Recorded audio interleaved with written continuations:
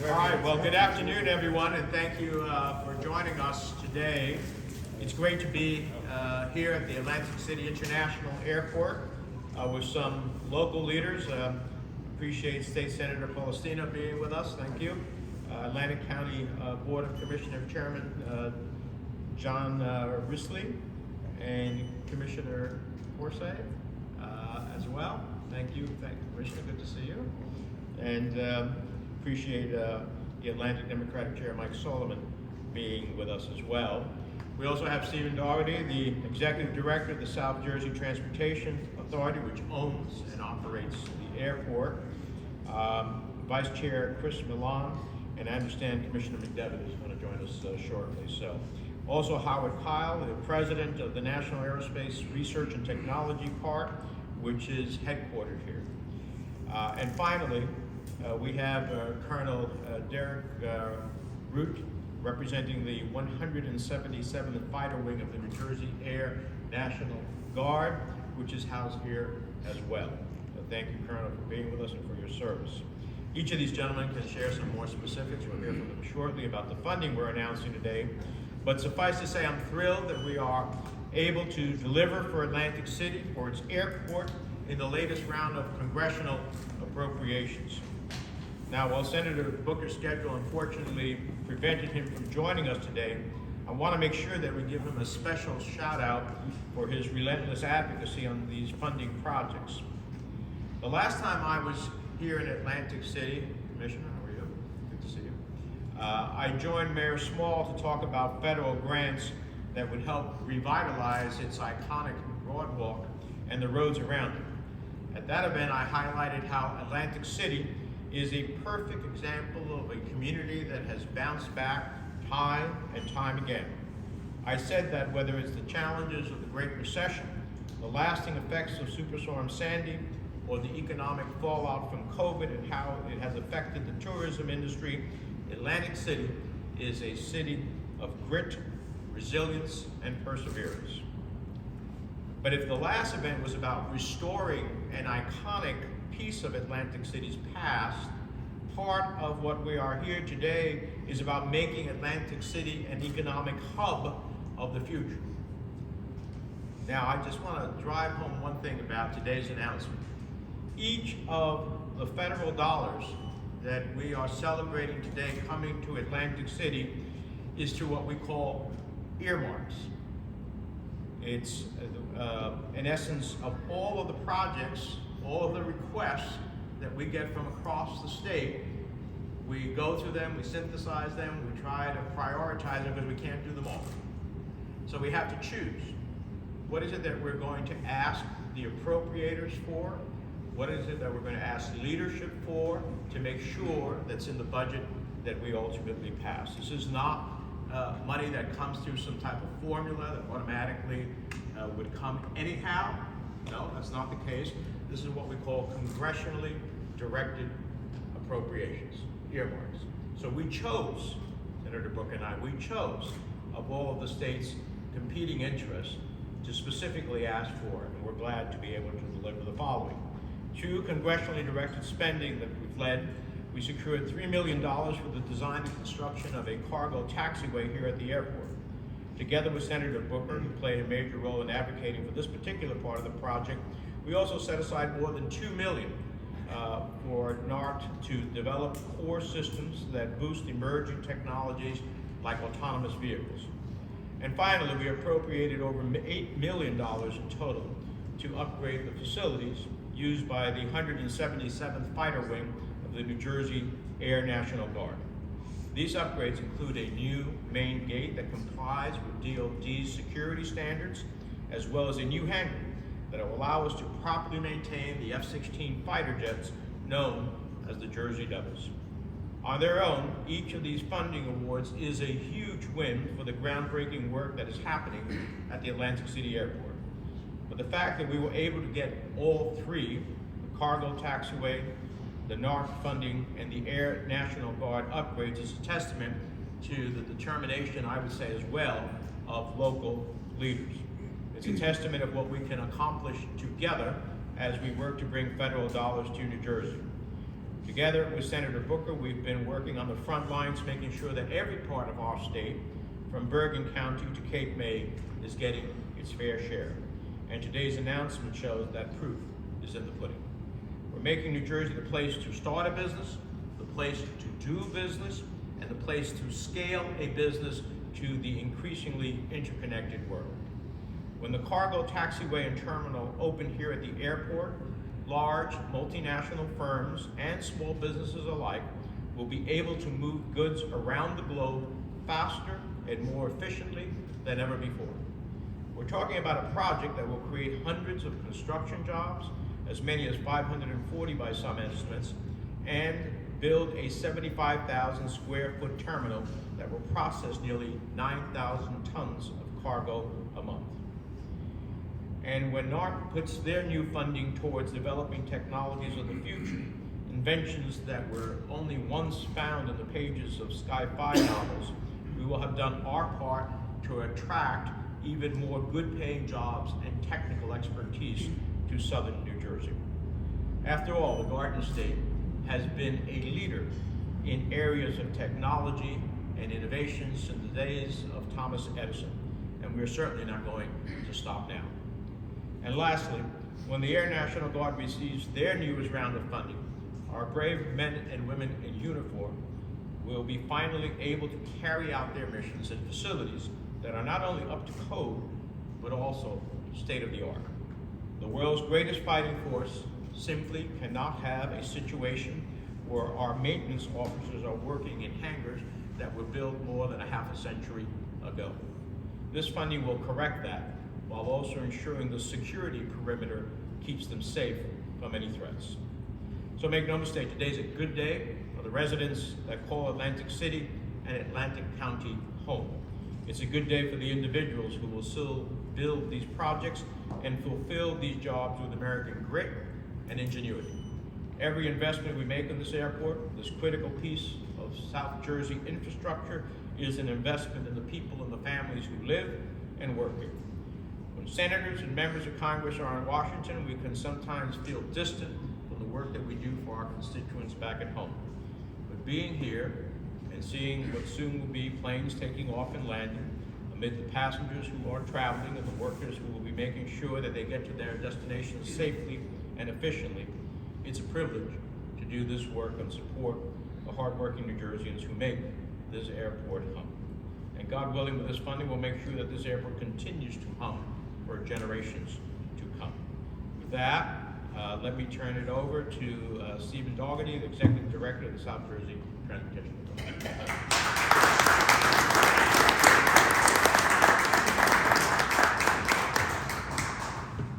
Thank you, Senator.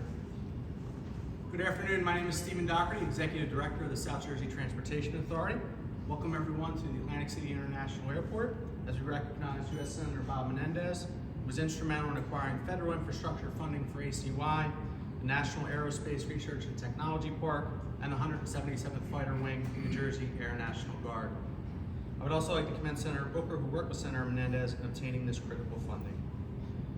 I'd like to just recognize one or two dignitaries who may have slipped in, including Commissioner Fitzpatrick, as well as SJTA Commissioner Sonny McCullough. Thank you both for being here as well. I'd also like to welcome our media partners in attendance. Thank you for your time.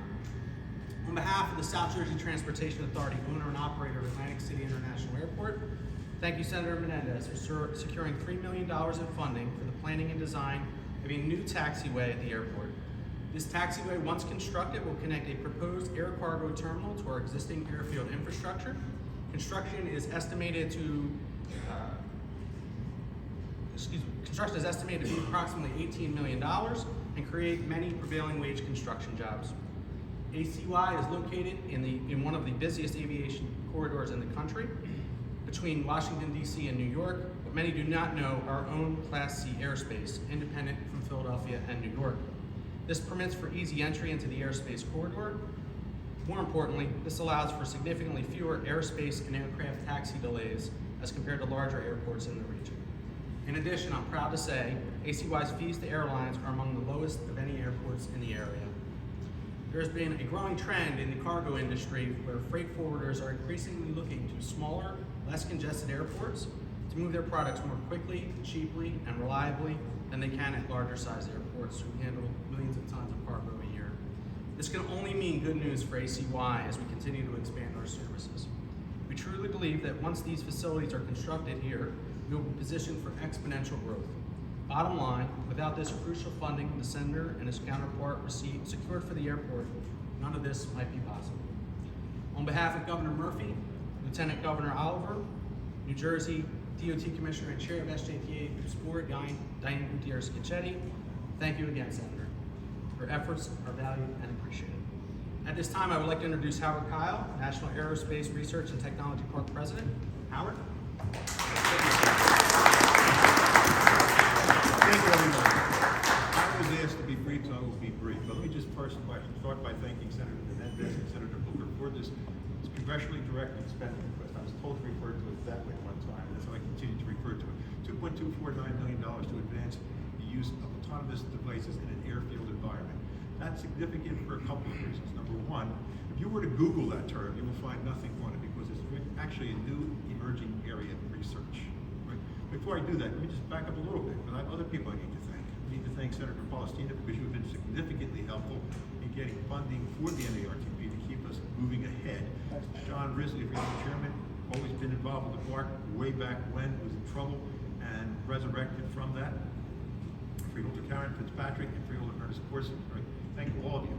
Collectively, what we have been able to do, and this is important and it cannot be understated, and it may seem boisterous, but it's real. We have laid the foundation for a new industry in Atlantic City. One other person I've got to thank, one other person, very important person, and that is County Executive Dennis Levinson, who from the beginning has got behind this and envisioned this and said, make this happen, and give us tremendous support. So the county executive also deserves a tremendous amount of credit. But as I was saying, what we have done here is laid the foundation for a new industry. It was never the intention to build a research park as an end in itself. It was always intended that the research park be a component of an overall aviation industry in South Jersey. And that's not concept anymore, that's reality. It's reality in part thanks to the efforts of Lauren Moore in Atlantic County Economic Alliance, because what we have done is we have integrated the NARTP into an aviation innovation hub. It's the only aviation innovation hub legally recognized by the state of New Jersey. And what it does, it links together the Atlantic City International Airport, which Steve and his organization has designated as a smart airport test bed facility, very important, because the AAI project, which we funded, works in an airport, smart airport environment.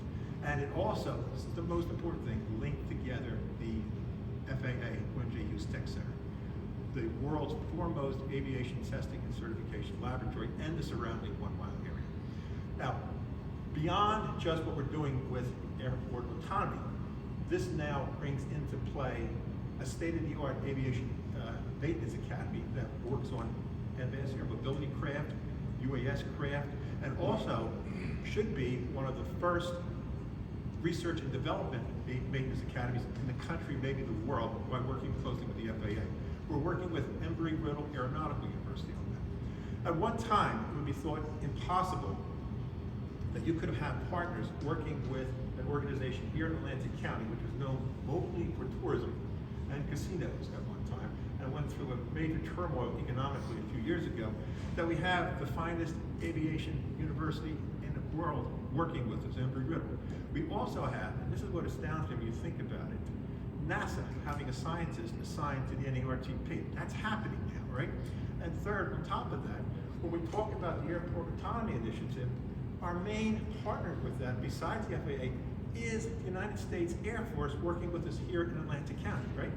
Dr. Al Lois, the chief scientist for the Air Mobility Command out of McGuire Air Force Base, is here working with us on this project. So we think that there's going to be a lot of good coming from this, and there's going to be a lot of good we can build upon. For example, this isn't where it stops, all right? We're just starting, all right?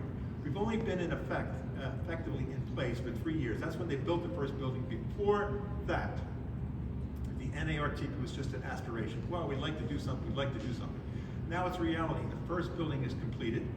We have cleared the site, got all permits and approvals in place for the second building.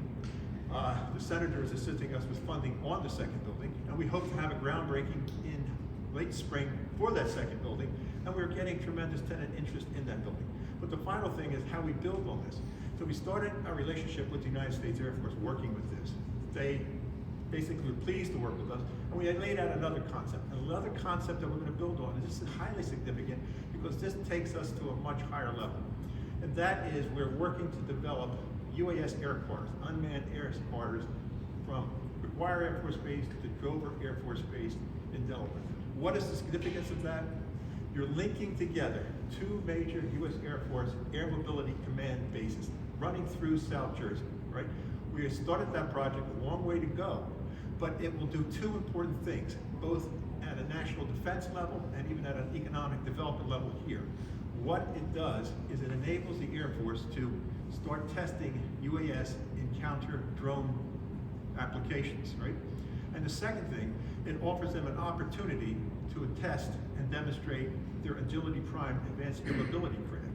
So with that, I may have spoken longer than I should have, but I want to thank you again. I want to thank everyone else who's been a partner here, the SJTA, great partner, and I will move on, right? Next.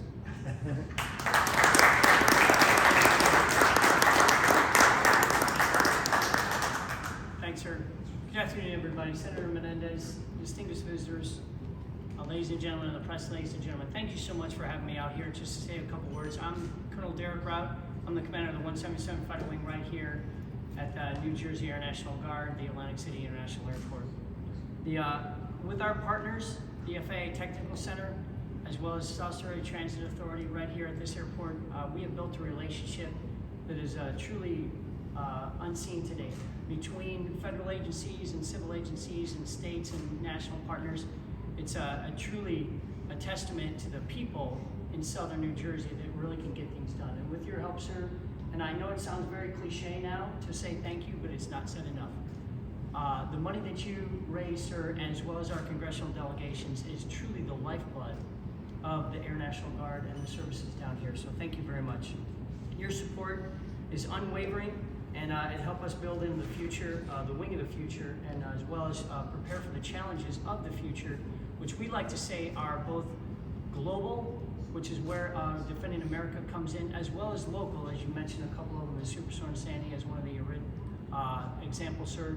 That is the job of the New Jersey Air National Guard. We are both local and global, and you are helping us support those throughout. We are particularly grateful for your support, Senator Menendez, as a community project supporting the funding of a $5 million main gate for our wing.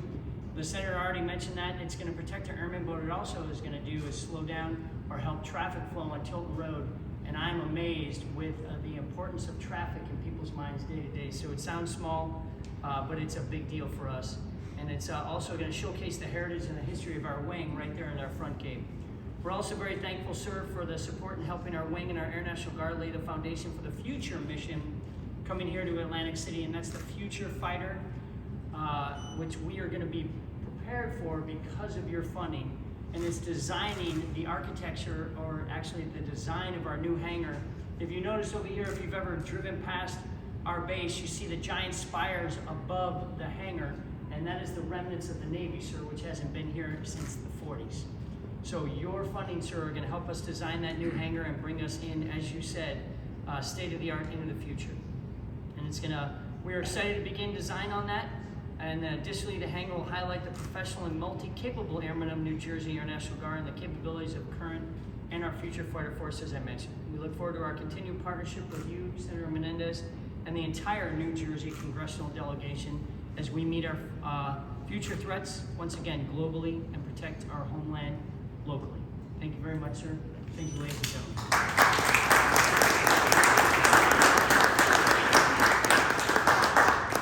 Thank you, Colonel.